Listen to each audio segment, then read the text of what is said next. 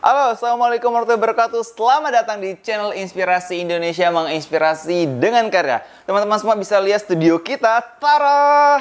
Ini ada tim-tim kreatif yang hebat dan kita selalu memberikan teman-teman semua hal-hal yang pastinya selalu baru. Nah, kali ini di channel Inspirasi Indonesia kita kedatangan seorang pemuda yang luar biasa. Beliau bernama Bang Fahrul Ar-Razi. Mungkin teman-teman dan guru-guru semua sudah kenal nih dengan beliau. Dan beliau pernah mendapat penghargaan penulisan gelar terbanyak se-Indonesia 3 kali. Yang pertama sebanyak 117. Dan yang kedua, penulisan buku se-Indonesia dengan Bailing. Dan beliau juga salah satu founder FIM yang mendapat penghargaan sebagai kelembagaan penulisan pertama di Indonesia. Kemudian itu, beliau juga pernah mendapat penghargaan dari Perpustakaan Nasional Jakarta, yaitu Nugrah Jasa Dharma Pustaloka. Bagaimana kita akan mengulik beliau di 1 jam lebih dekat bersama channel Inspirasi Indonesia, menginspirasi dengan karya.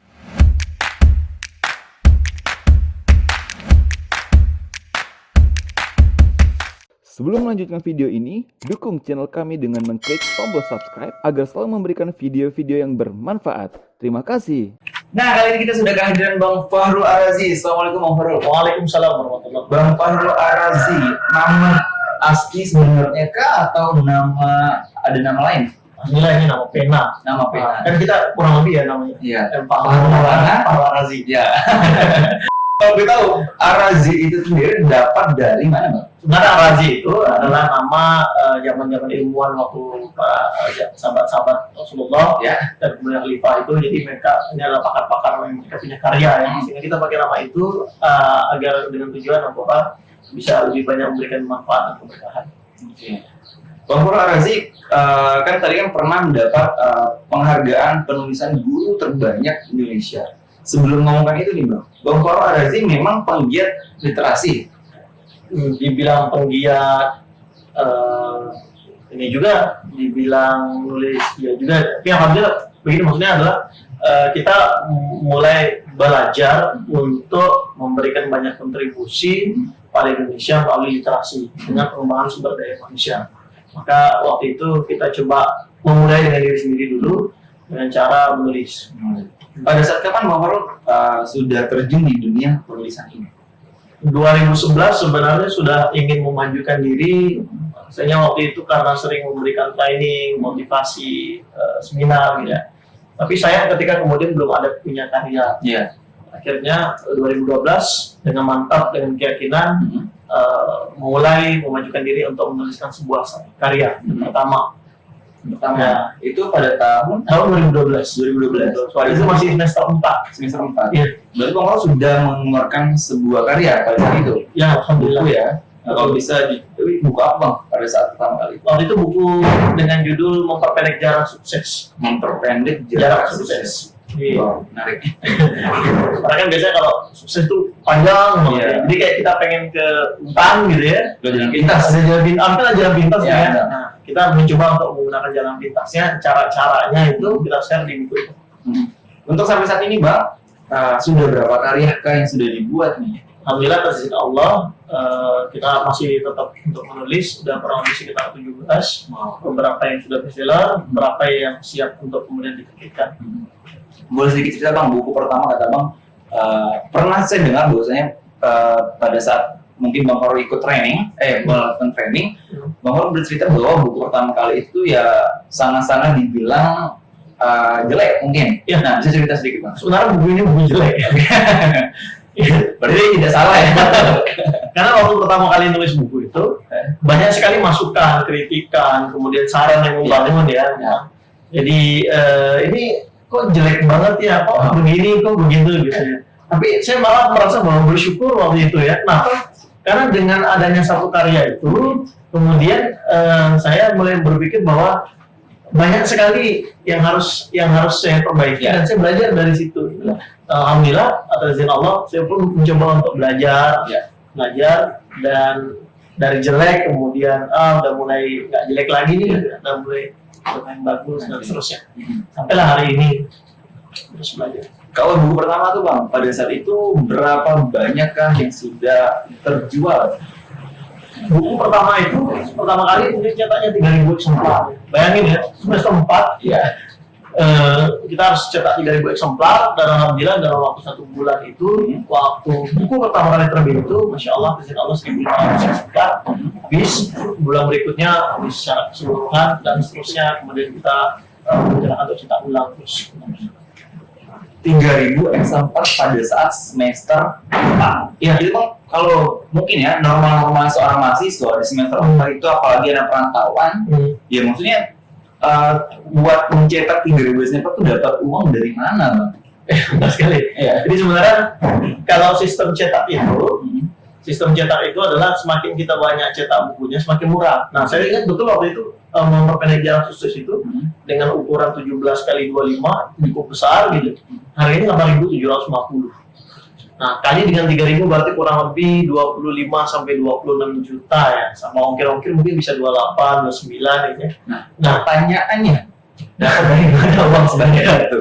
Karena waktu zaman mahasiswa itu saya selalu berpikir bahwa apa yang saya yakini insya Allah juga apa yang saya lakukan ya itu. Jadi mikirin bagaimana caranya untuk mendapatkan buku ini, bagaimana caranya supaya buku ini bisa terbit dan orang banyak baca bukunya. Lalu saya waktu mikir bahwa kita mencoba untuk negosiasi kepada percetakan, lalu kemudian saya juga mencari kepada investor, siapa nih sih bisa bantu agar buku ini bisa terbit. Nah, ketika kemudian kita melobi atau menegosiasi kepada percetakan, boleh nggak saya buku ini saya cetak dulu, nanti baru saya bayar sebulan. Nah, ternyata alhamdulillah dari percetakan itu kan kebetulan rekomendasi dari percetakan dan dari guru saya, alhamdulillah dibolehkan, tapi harus DP 10 juta. Nah, walaupun 10 juta kan anak mahasiswa lumayan ya, benar. Alhamdulillah wasilahnya adalah ketika ada investor, taruh uang 10 juta, pakai aja, insya Allah itu bisa digunakan untuk menerbitkan sebuah karya. Dari situlah wasilahnya 10 juta CDP dan alhamdulillah sebulan terbit dalam waktu 1 bulan 1.500. Waktu itu masih jual 3.500, 35.000. Kalau 35.000 kali 1.500 berarti berapa ya? Mungkin sekitar 40-45 juta. Bayar 15 juta, bayar investor 10 juta dan seterusnya. Akhirnya masih ada 1.500 lagi dan alhamdulillah masih ada masih ada banyak untungnya. Alhamdulillah masih. Dari 17 karya memperbuat berapa banyak buku yang sudah menjadi bestseller pada saat ini? Kalau saat ini kurang lebih ada sekitar 5 buku ya bestseller ya. Yang pertama Memperpendek Jarak Sukses, yang kedua Kitab Sukses Mahasiswa, ketiga Wanita Surga, kemudian keempat itu ada 7 Rezeki Ekstrim, Rezeki Ekstrim ya, 7 Guru Terlarang. Nah, itu yang bestseller. Buku yang menarik di antara 7 gitu. Yang menarik itu sebenarnya ada 2 yang memang benar-benar saya suka, yaitu Kitab Sukses Mahasiswa, kemudian Wanita Surga. Nah, Kitab Sukses Mahasiswa ini perjalanan ketika menjadi seorang mahasiswa, bagaimana kemudian mahasiswa dengan kuliah 3,5 tahun selesai, tapi alhamdulillah karya kemudian bisa keliling di atas izin Allah ya, keliling Indonesia, memberikan inspirasi, motivasi. Akhirnya kemudian buku ini jadi wasilah banyak bagaimana sukses organisasi, sukses akademis, juga sukses di bidang usaha dan seterusnya. Kita share di situ agar mahasiswa punya kemandirian, punya komitmen istiqomah dalam menjalankan perkuliahannya tanpa harus meninggalkan semua yang sudah dilakukan olehnya. Kalau satu lagi itu kan 2 nih. Ya, satu buku Memperpendek yang bestseller ya, bestseller itu Kitab Sukses Mahasiswa. Nah, yang kedua kita menghormat ada Wanita Surga. Iya. Wanita Surga itu saya tulis tahun 2014. Alhamdulillah waktu itu pengantarnya Dr. Harjani ini, karena memang buku ini dikhususkan untuk kaum hawa, mau anak-anak yang masih single ataupun yang sudah orang tua, ini cocok sekali. Bahkan ada juga ini buku bisa dijadikan mahal waktu itu. Nah, sebenarnya khususnya adalah untuk istri saya karena hadiah untuk bisa memberikan kebahagiaan. Nah, buku ini kemudian saya tulis dengan alhamdulillah masya Allah itu tulis sebelum sholat subuh sampai air mata ini semangat saya. Nah, menarik nih Bang, bahwasanya menulis sampai meneteskan air mata. Sebenarnya dari cerita tersebut apa sih yang membuat sehingga Bang Farouk tuh sampai tersentuh pada saat itu ketika menulis? Saya selalu percaya bahwa ketika kita menyampaikan dengan hati, insya Allah akan kita sampai dengan hati. Ketika kemudian kita menyampaikan atau menulis dengan bahkan lebih daripada hati, air mata terurai, air mata keluar dan seterusnya, insya Allah mudah-mudahan wasilahnya juga ketika orang baca, orang akan benar-benar merasakan frekuensi kita, sehingga benar-benar ada nyawa di dalam tulisan itu, hiduplah begitu. Akhirnya saya mencoba untuk menghadirkan itu, dan alhamdulillah ketika itu ditulis dengan demikian, kami bedah waktu itu di salah satu kota di Indonesia namanya Kota Bekasi, Cikarang. Itu kepala sekolah kemudian membacanya, lalu kemudian Masya Allah buku ini bahkan bisa dijadikan mahar untuk anak-anak. Masya Allah. Senang sekali bisa bantu, bisa memberikan ini dari lewat wasilah tulisan. Bang Farouk, pernah tadi saya bilang sama teman-teman bahwasanya Bang Farouk pernah mendapatkan penghargaan penulisan guru terbanyak se-Indonesia. Berarti kan Bang Farouk menjadi penggiat awalnya menjadi penulis. Nah, sehingga kemudian terjunlah ke masalah percetakan besar itu. Ya kan tadi Bang Farouk juga menyebut bahwa ada pustakawan. Nah, Bang Farouk berarti kan kenapa jadi Bang Farouk beralih profesi ingin membuka penerbit buku sendiri? Jadi seperti pada umumnya saya mau belajar, kita pengen belajar untuk memulai lebih dulu agar tahu bagaimana sih sebenarnya menulis buku itu, bagaimana sih menerbitkan buku, dan akhirnya waktu sebelum mendapatkan penghargaan itu kita mencoba, saya memikirkan bahwa kalau misalnya saya berjalan sendiri kecil untuk perubahan yang akan dilakukan, langkah-langkahnya kecil, tapi akhirnya saya memutuskan untuk kemudian mencoba menghadirkan Fahrul yang baru dengan nama-nama yang berbeda, bahkan bisa lebih sukses, bisa lebih hebat, bisa lebih karyanya bisa lebih bagus daripada si foundernya itu sendiri. Maka terbentuklah namanya Forum Indonesia Menulis. Ini wadah untuk anak-anak muda yang suka dengan literasi, yang suka dengan menulis, suka dengan membaca, sampai akhirnya bisa menerbitkan sebuah karya. Nah, dibarengi dengan wadah ini, kita juga buka namanya CV Pustakawan. Ini perusahaan penerbitan buku agar nantinya buat teman-teman baik itu mahasiswa, pelajar, guru, dosen yang mau terbit bukunya sampai kemudian beri ISBN, nah dilayani dengan perusahaan itu. Ya. Yang dapat penghargaan itu Bang, penulis guru terbanyak se-Indonesia sampai 3 kali itu gimana ceritanya? Luar biasa. Jadi waktu itu pada tahun 2016 kita mencoba untuk waktu itu kita pakai perangkatan angkatan 1, film angkatan 2, angkatan 3, sampai angkatan ke-5 masalah saya. Nah, di angkatan ini kita mencoba untuk menggerakkan 2013 film berdiri, saya mencanangkan 2016 yuk kita buat gerakan nasional apa sih? Gitu. Nah, 2016 saya memberanikan diri untuk membuat sebuah gerakan yaitu menganugerahkan rekor muri dengan penulisan buku terbanyak se-Indonesia. Waktu itu serentak 117 penulis, yang itu adalah alumni dari Forum Indonesia Penulis saat 2016. Nah, tapi sebelum penganugerahan itu kita buat seminar lebih dahulu namanya seminar literasi nasional dengan tema menjadikan Pontianak sebagai kota literasi Indonesia. 2016 perjuangannya cukup banyak sekali karena 2016 sendiri waktu kami pengajuan ke rekor muri itu ditolak kan. Pertama kali ditolak dan Masya Allah ketika ditolak itu saya tidak ingin juga langsung menyerah dan memberikan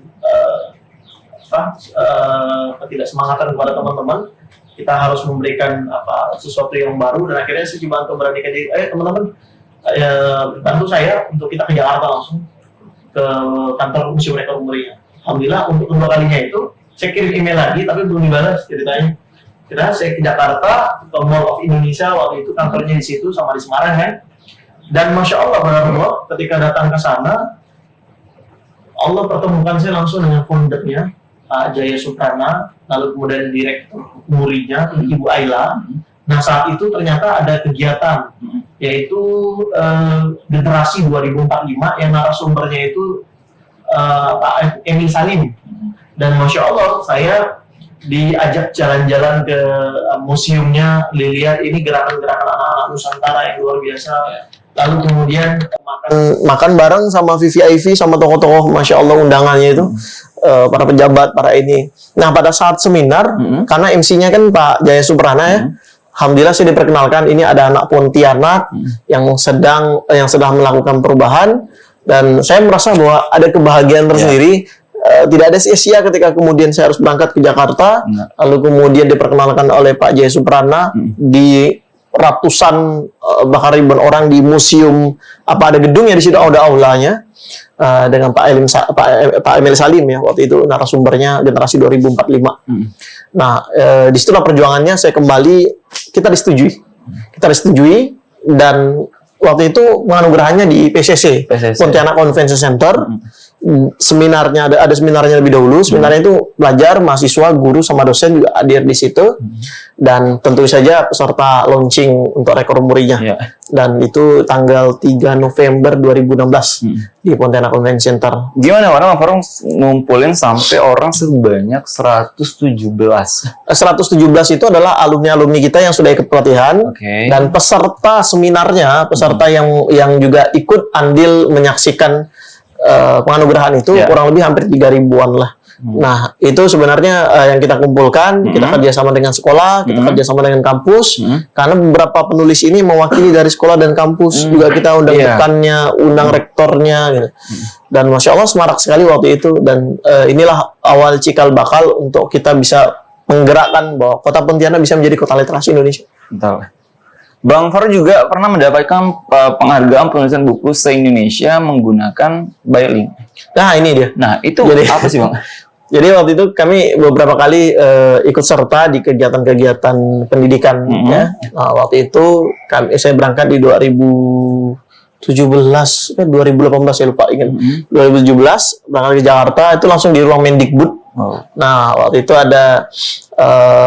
kita ada gerakan, kita langsung nulis di situ. Jadi telekonferensi ada rekor murinya. Jadi guru-guru waktu itu pesertanya guru-guru termasuk kita. Saya nulis langsung di situ, dan alhamdulillah langsung mendapatkan penghargaan rekor muri penulisan secara serentak se-Indonesia secara bersamaan, pakai telekonferensi, kemudian filenya dikumpulkan. Alhamdulillah mendapatkan lagi di Mendikbud RI waktu itu. Nah, itu tahun 2017 ya. Saya itu 2017 insyaallah.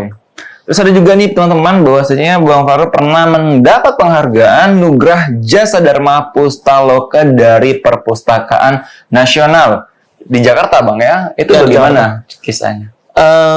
Ini dari Perpustakaan Nasional. Jadi setiap tahun itu Perpustakaan Nasional itu ada program tertingginya ya, kayak puncak gitu, kayak puncak program dari selama setahun itu namanya Nugrah Jasa Dharma Pustaloka. Tapi sebelum Jasa Dharma Pustaloka ini, sebenarnya kepada yang tadi di rekor muri itu, kita sebenarnya diberikan bonus oleh Pak Jaya Suprana, FIM, lembaga kita, alhamdulillah diberikan lembaga kepenulisan pertama di Indonesia. Barulah 2019 kami direkomendasikan oleh satu instansi perpustakaan Provinsi Kalimantan Barat waktu itu, diajukan ke Perpustakaan Nasional. Ini mencari sosok anak muda yang inspiratif, yang punya karya, yang punya gerakan, yang punya perubahan, untuk diajukan sebagai anak muda literasi dengan kompetensinya, dengan gerakan-gerakannya. Alhamdulillah ketika diajukan, saya mengumpulkan berkas-berkas persyaratannya, apa saja yang dibutuhkan, apa saja yang ini se-Indonesia, dan alhamdulillah waktu itu langsung datang orang Perpustakaan Nasional di sini untuk melihat, meng-cross-check langsung, mewawancarai, melihat apakah benar atau tidak, apakah sesuai dengan apa yang kita tulis atau tidak, dan seterusnya. Dan alhamdulillah ketika kemudian setelah wawancara, surprise langsung diberikan undangan untuk datang ke Jakarta. Dan Masya Allah ketika saya melihat undangan itu, hanya 16 tokoh se-Indonesia yang mendapatkan penghargaan. Salah satunya Bang Farouk. Alhamdulillah dari Kalbar. Ketika saya melihat itu, 16 tokoh siapa aja sih gitu kan. Ternyata Masya Allah, mungkin bisa dibilang paling muda kali ya, paling muda, karena di situ ada Pak Ridwan Kamil, Gubernur Jawa Barat, Gubernur Bali, Wali Kota Banjarmasin, macam-macam gitu. Jadi banyak sekali ternyata pejabat-pejabat, dan kemudian pegiat-pegiat literasi, ya ada Bunda Baca, macam-macam gitu. Dan satu diantaranya adalah saya diberikan amanah untuk mendapatkan itu sebagai motivator literasi Indonesia. Masya Allah. Ngomong-ngomong masalah motivator nih, berarti Bang Farouk juga seorang public speaker. Ya, sering memberi motivasi ke training-training ke teman-teman juga kan. Tadi Bang Farouk juga pernah cerita bahwa pernah mengisi kampus dan sebagainya. Nah, kalau masalah di Forum Indonesia Menulis sendiri, memang adakah pelatihan-pelatihan untuk dalam dunia kepenulisan? Dari 2010 sampai 2015, karena kami fokusnya banyak keliling, kita waktu itu ada bentuk sebuah lembaga namanya Mata Hati Training Center. Nah, ini adalah lembaga di mana kita sering memberikan training, motivasi, inspirasi, seminar. Lalu kemudian ketika beriringan juga Forum Indonesia Menulis ini berjalan, sampai 2015, saya memutuskan untuk kemudian fokus kepada bidang literasi untuk sebagai coach film, ya, melatih teman-teman yang pengen nulis, tapi di ruang lingkup program Forum Indonesia Menulis gitu. Dan akhirnya film ini lah jadi kendaraan, film ini jadi wasilah untuk bisa bertemu dengan calon-calon anak-anak muda yang kreatif, imajinatif, dan mereka punya ide yang luar biasa untuk menuliskan sebuah karya. Ini jadi wasilahnya. Sehingga film mewadahi lah pemuda-pemuda yang memang bercita-cita ingin menjadi seorang penulis, dan alhamdulillah film mewujudkan itu semua. Betul ya. Alhamdulillah, izin Allah. Kalau buat dari anggota film tersendiri yang kepenulisan, itu sudah berapa banyak alumni? Kita sudah angkatan ke-22 sekarang. Yang hari ini alhamdulillah kita buka kelas online. Nah, kelas online jadi yang bisa dibilang angkatan ke-23 ya. Karena ini ya pandemi ya, wabah ini. Jadi kita buka kelas online, mengingat juga kita harus bergerak terus ya. Nah, kita buka kelas online, sudah angkatan ke-23, dan satu angkatan itu bervariasi. Bervariasi, ada yang 30, ada yang 50, ada yang bahkan 90 orang gitu ya. Kayak di Pontianak kemarin 90 orang. Tapi anggap misalnya rata-rata 30 sampai 50, berarti 50 dikalikan dengan 22 angkatan lah ya. 22 angkatan berarti kurang lebih sekitar 1000-an. Wow. 1000-an ini adalah mereka yang alumni kita. Lalu kemudian ada juga yang alumni biasa bedah buku, training. Nah, kan kita ngeliat berapa pesertanya dan seterusnya.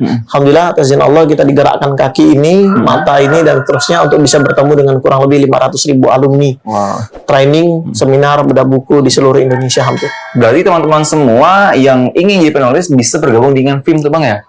Baik, bisa. Nah, kalau misalkan teman-teman ingin bergabung nih Bang di film itu gimana sih caranya?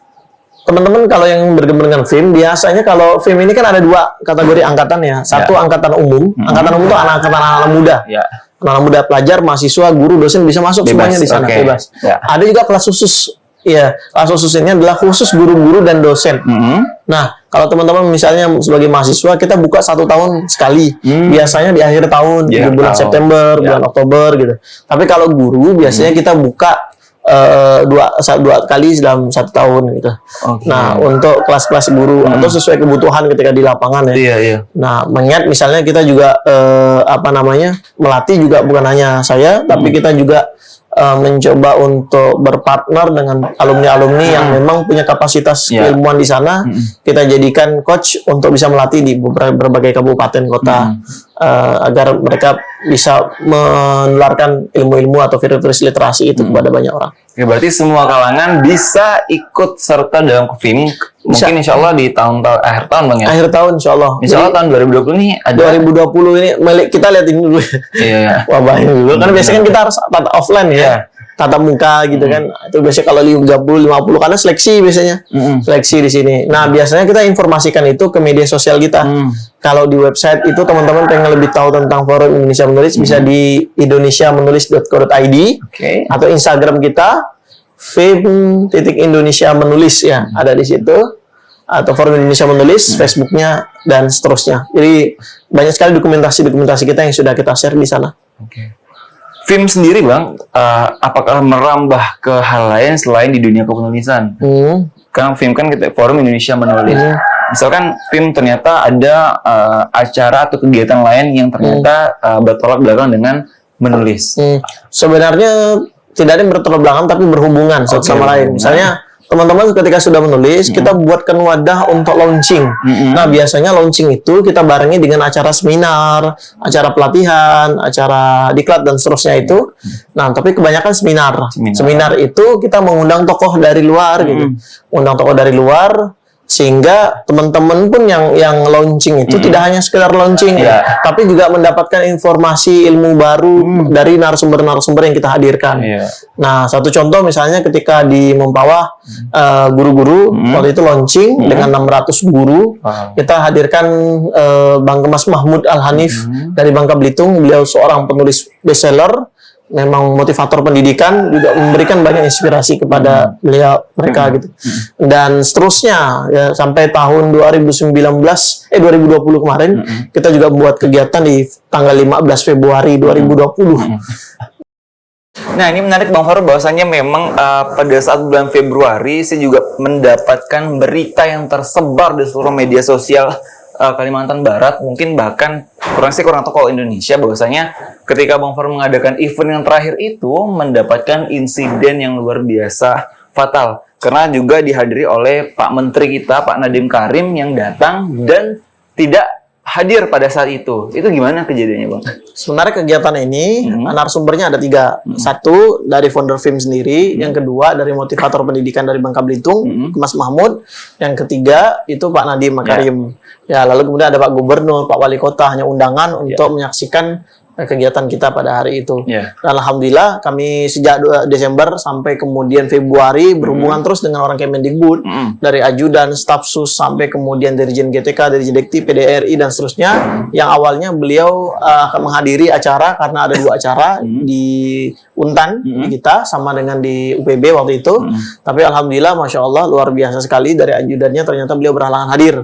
Dan akhirnya digantikan sama Dirjen GTK. Dirjen GTK diwakilkan oleh Dirjen Dikman. Direktur Dikman juga sedianya harus hadir, tapi kemudian qadarullah H-2 atau H-1 ternyata beliau berhalangan hadir secara keseluruhan. Maka ini tentu menjadi kekecewaan banyak orang. Nah, sehingga kami pun sudah berusaha ke Jakarta hingga 2 kali dan seterusnya. Akhirnya kami coba menyampaikan kepada peserta undangan di auditorium Untan saat itu bahwa beliau berhalangan hadir karena sesuatu hal dan lain hal, dan ini bisa dibuktikan dengan beberapa WA yang kemudian kita sebarkan ke WA yang sudah kita buat atau bahkan sudah kita komunikasikan dengan mereka gitu. Nah, tentu ini banyak sekali yang sangat menyayangkan gitu. Kami pun juga demikian. Tapi alhamdulillah, karena kita sampaikan bahwa kita sedianya datang ke sini juga salah satunya dengan ilmu, kami juga bisa menghadirkan narasumber yang tidak kalah ini dari Bangka Belitung ya. Dan Masya Allah ini juga tetap berjalan sampai selesai. Dan adapun kemudian tersebar dan seterusnya, kita juga sampaikan klarifikasi dan seterusnya. Sampai hari ini alhamdulillah sudah juga diliput oleh Kompas TV ya, keterangan-keterangan kita dengan bukti-bukti otentik dan seterusnya. Alhamdulillah ini berjalan dengan lancar dan telah selesai lah. Insya Allah. Tapi tentu banyak hikmah ya, hikmah yang bisa kita pelajari, evaluasi yang kita pelajari. Satu waktu kemudian nanti ketika kita buat kegiatan, mungkin akan diminimalisir untuk tokoh-tokoh yang sifatnya pejabat pemerintah ya. Karena kita nggak bisa tahu bahwa ya, ini bisa jadi kemarin bilang oke, kemudian besoknya berubah. Karena kan kita nggak tahu yang namanya menteri, namanya apa ya, bisa jadi undangan presiden, undangan tokoh-tokoh yang datang gitu ya. Nah, makanya kita berencana untuk membuat kegiatan ke depan, kita fokuskan kepada mereka yang punya kompeten yang sesuai dengan bidangnya. Satu contoh misalnya kemarin kita di Singkawang mengadakan kegiatan juga seminar, kita hadirkan Mas Dik doang, yang dia temanya ada sekolah alam. Memang dia punya backgroundnya ada sekolah alam kandang jurang doang misalnya. Nah, mungkin ke depan akan demikian, yang mereka memang punya kompeten di bidang itu. Berarti alhamdulillah sudah clear Bang Farouk ya? Alhamdulillah, insya Allah. Dan ini juga sudah masuk ke bulan 2 bulan sudah berlalu ya. Kan? Maksudnya tidak ada yang seperti ribut-ribut lagi, tidak ada Bang. Alhamdulillah. Bang Farouk, katanya teman-teman pernah kejadian pada saat mahasiswa pernah hutang sampai 180 juta. Itu dari mana Bang? Saya memang Channel Inspirasi Indonesia ini punya tim-tim yang kreatif yang selalu ketika narasumbernya hadir, sebelum narasumbernya hadir, mereka sudah tahu nih informasi-informasi seperti itu. Bagaimana Bang, pada saat masih mahasiswa ternyata sudah punya utang sampai sebegitu besar nominalnya? Ini sebenarnya saya tidak pernah nyampaikan ini di seminar-seminar, baru kali di channel ini ya. Masya Allah, eksklusif, benar. Baru channel ini. Jadi waktu itu saya bekerja di satu perusahaan, ya, perusahaan keuangan cabang Jakarta. Lalu kemudian saya bekerja Alhamdulillah karena perusahaannya adalah perusahaan investasi keuangan, Masya Allah, saya membantu banyak orang-orang untuk berinvestasi. Nah, akhirnya mereka investasi, lalu kemudian saya bantu untuk ini, karena diberikan kepercayaan, Alhamdulillah investasi itu, lalu kemudian ternyata anjlok gitu ya. Jadi kayak perdagangan pasar gitu ya, sell buy dan seterusnya itu. Dan di akhir itu benar-benar udah nyaris banget itu, dananya tuh tinggal 8 juta ya. Tinggal 8 juta itu. Dari 200 juta ya. 100 juta dulu, habis 100 jutanya. Nah, kemudian 100 juta tinggal 8 juta. Akhirnya kita cut, kita kembalikan kepada itu. Pusing sekali. Kalau dibilang mahasiswa waktu itu 182 juta. Ya Allah, nangis ya. Nangis sama murabi saya waktu itu, sama guru spiritual saya. Saya nangis, saya minta ampun sama Allah, ya Allah. Padahal memang dalam niatnya saya pengen kerja, nggak mau membebani orang tua supaya bisa ngeringankan gitu ya. Nah, tapi waktu itu saya sempat, ya Allah, kok kayak nggak adil banget gitu ya. Kenapa saya diberikan ujian seberat ini gitu. Karena mahasiswa semester 6 waktu itu 2013 gitu. Mana uang banyak, mana bisa punya banyak uang segini buat uang daftar ulang aja, Bang. Kadang kita pusingnya main gitu seperti ya. itu. Seminggu saya berada di rumah, tidak keluar, kadang tidak tidur setiap malam gitu kan. Entah apa yang saya lakukan waktu itu, nangis aja, nggak mau keluar, takut ditagih sama orang dan seterusnya. Dan setelah seminggu kemudian, karena saya diberikan motivasi, inspirasi dari guru spiritual saya, bangkit Farul. Ini adalah ujian yang Allah kasih supaya nanti engkau bisa lebih besar gitu ya. Engkau bisa lebih punya manfaat lebih banyak, inspirasi yang lebih kaya dan seterusnya. Dan terus berulang-ulang, Allah lagi sayang sama antum gitu ya. Allah lagi sayang, Allah lagi cinta gitu. Dan seterusnya. Akhirnya saya mulai memberanikan diri, membangkitkan, memulai hidup yang baru, berwirausaha, berbisnis. Dan alhamdulillah qadarullah, Masya Allah, hutang itu mulai pelan-pelan kita bayar sampai hari ini, Masya Allah, luar biasa. Berarti sudah alhamdulillah juga. Ya. Kalau boleh tahu dulu, Bang Farul, perjuangan Bang Farul sebagai seorang mahasiswa berbisnis itu pernah berbisnis apa saja ketika saat itu? Karena sebenarnya saya suka jualan ya, saya suka jualan gitu. Tapi jualan yang memang itu jadi kebutuhan bagi banyak orang. Waktu itu ingat sekali bahwa mahasiswa ini butuh yang namanya print, butuh ketik gitu kan. Saya buka Efren, Farul Rental namanya. Nah, saya punya laptop pinjam dari kakak tapi patah. Harus dipakai buku gitu sebagai penyanggahnya. Sebagai penyanggahnya. Lalu kemudian saya print, waktu itu punya printer beli modal itu satu kertas itu 400 rupiah. Ingat saya waktu 2011 itu 400 rupiah. Saya tempelkan, saya buat poster mini, Efren itu. Seminggu kemudian hilang, dicabut sama BEM. Tempel lagi.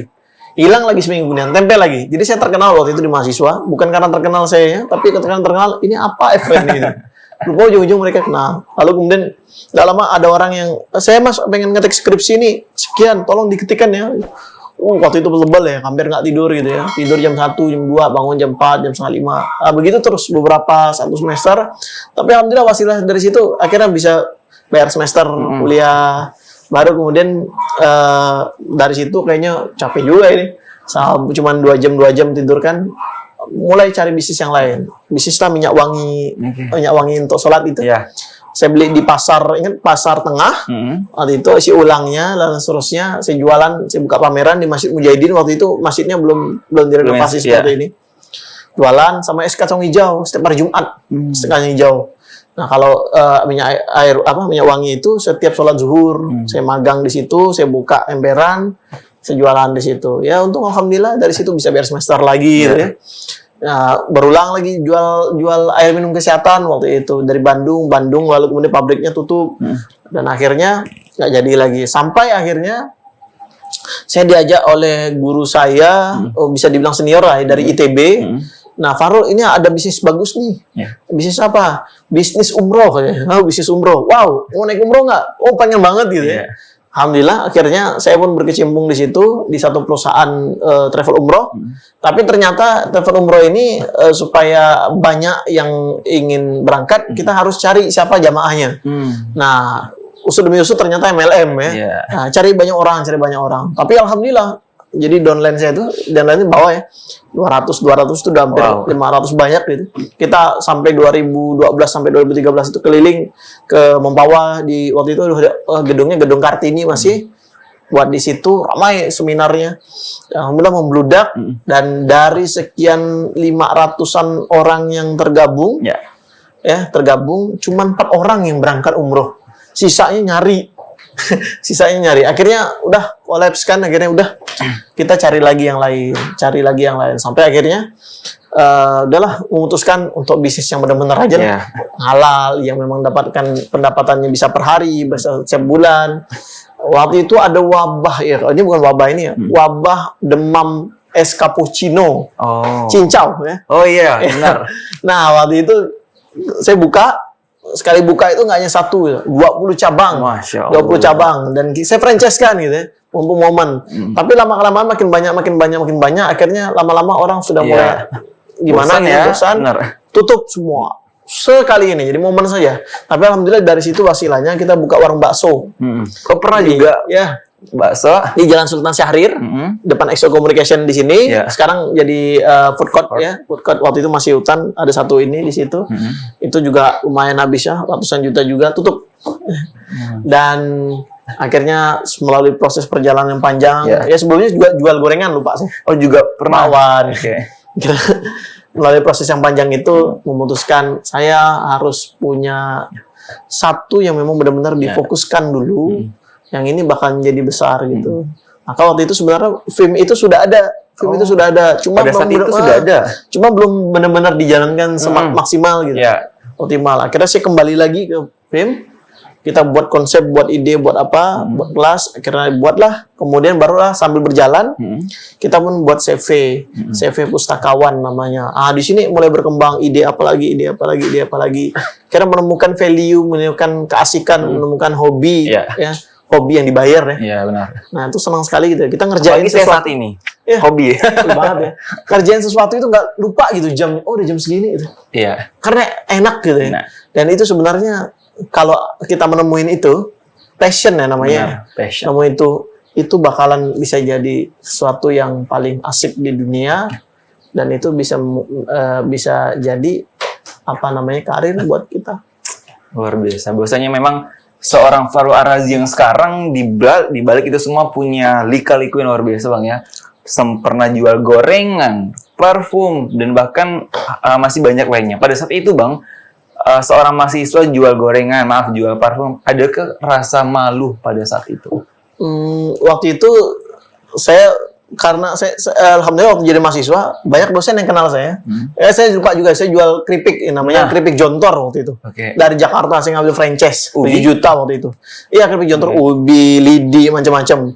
Nah, saya tuh suka keliling ke ruang dosen nawarin gitu. Jajakin ya berarti ya. Betul, jajakin. Ini kalau Farum mau kesini pasti mau jualan ya. Senang gitu. Mereka support sekali ya, support sekali gitu. Artinya memang kita pengen nunjukkan kepada mahasiswa bahwa hidup di dunia kampus itu dunia idealis.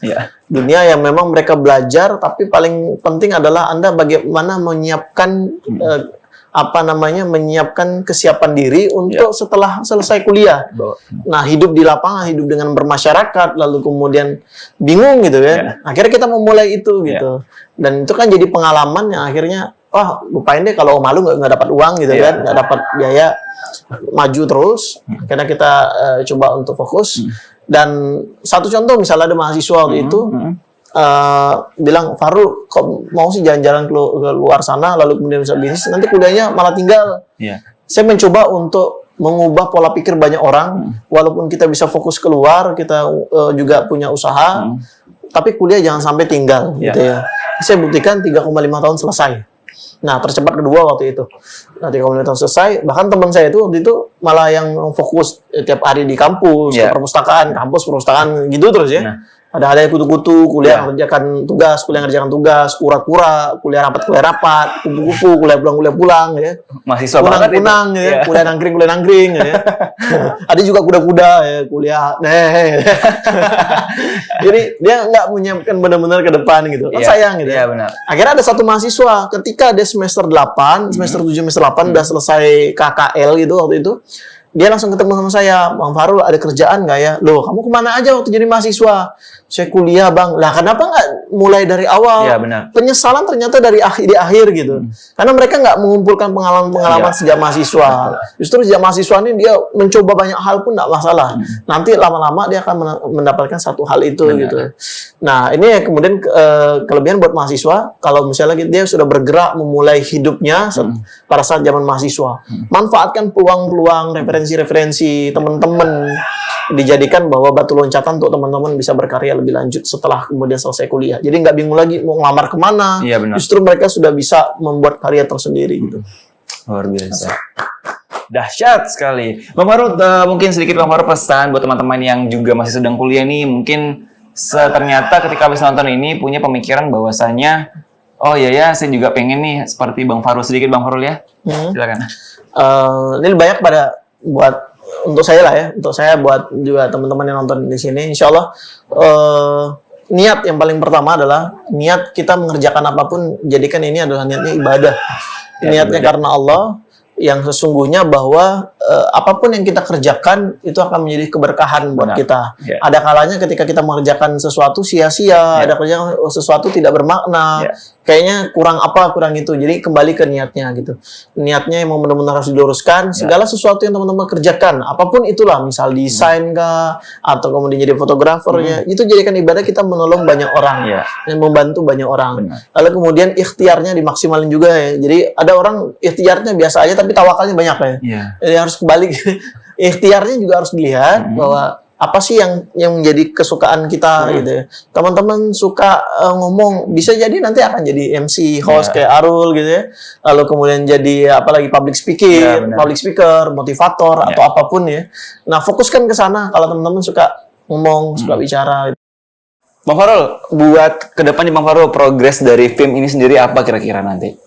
Oke, kalau untuk film dan teman-teman di tim di Forum Indonesia Menulis ya, kami berikhtiar, berazam bahwa film ini sebenarnya sebagai wasilah, sebagai jalan yang memang tujuan utama adalah kami ingin membangun peradaban. Dan alhamdulillah atas izin Allah kita sedang proses pembangunan dari 2 lahan wakaf. Yang insya Allah akan dibangun masjid, yang akan dibangun sekolah, yang akan dibangun aula, ruang-ruang panti dan seterusnya. Disitulah nanti akan banyak sekali teman-teman generasi muda ingin berkiprah, lalu kemudian ingin berkarya, karena konsepnya itu juga luar biasa, konsep Quran yang memang digital dan seterusnya itu. Nah, harapannya nanti ke depan ke sana. Tapi untuk sampai ke sana tentu ada upaya yang harus kita lakukan. Salah satunya adalah visi kita di film itu adalah pemberdayaan masyarakat melalui literasi ini, pengembangan literasi. Maka oleh karena itu kita selalu membuat pelatihan-pelatihan yang sifatnya inovasi, pendekatannya adalah bisa di guru, pelajar, mahasiswa. Bahkan alhamdulillah atas izin Allah kita sudah melalui rangkaian ikut kegiatan program dari Kemendikbud, yaitu organisasi penggerak ya. Insya Allah mohon doa juga dari teman-teman yang menonton ini. Insya Allah, amin. Mudah-mudahan kita terpilih bagian dari itu, maka kontribusinya, kebermanfaatannya, inspirasinya juga akan lebih meluas dan lebih banyak.